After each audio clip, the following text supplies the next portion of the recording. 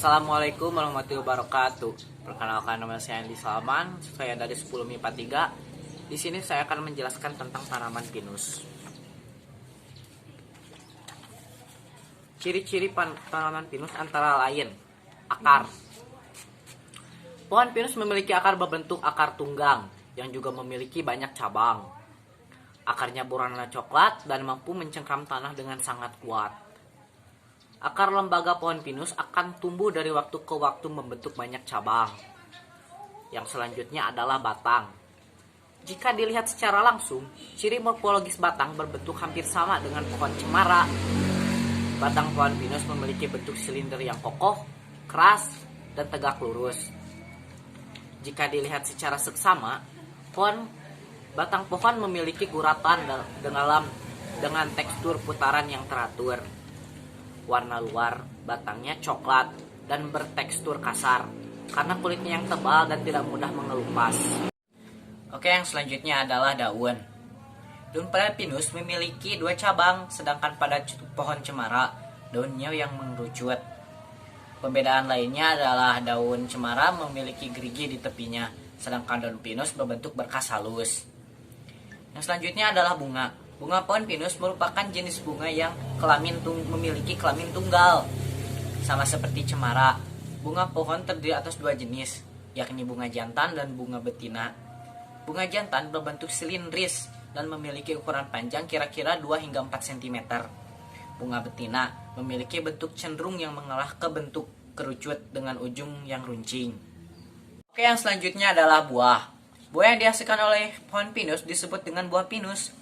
Bentuk buah pinus ini menyerupai pohon natal berukuran kecil dengan panjang 5-10 cm serta lebar 2-4 cm.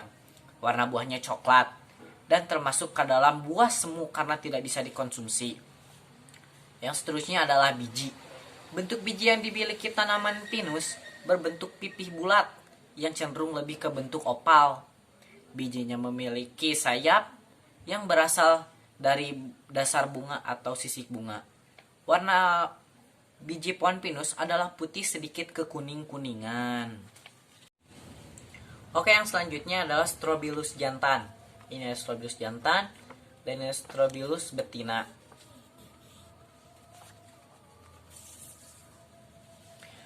Penyerbukannya, Strobilus jantan penghasil sperma ada di ujung batang, sedangkan betina penghasil sel telur ada di tengah batang.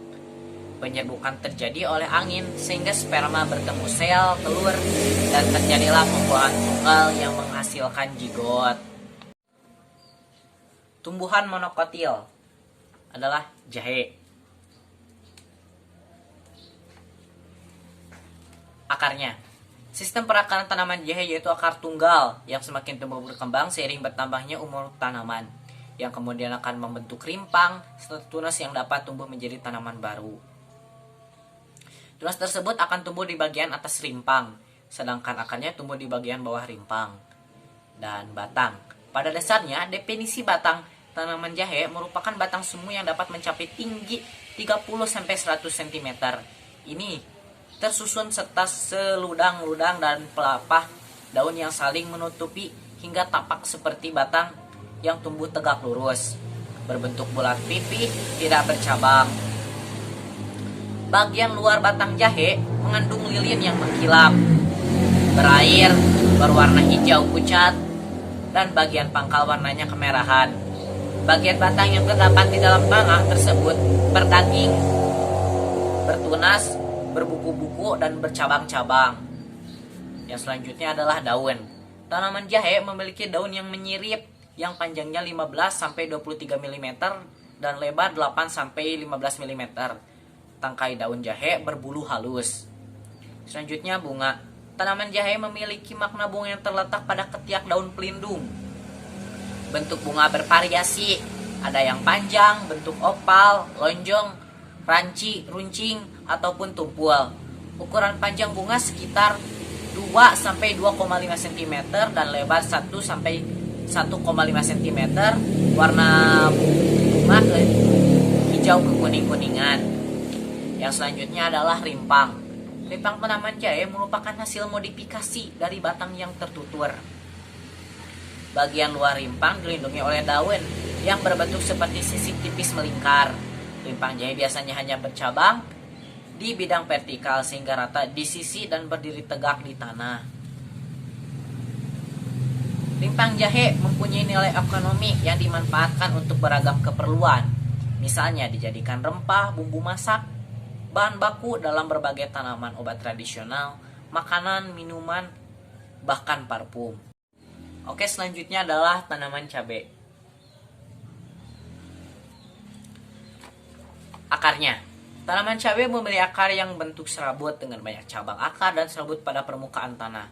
Akar tanaman ini hanya bisa menembus tanah dangkal. Inti akar hanya bisa menembus kedalaman sedalam 25-40 cm.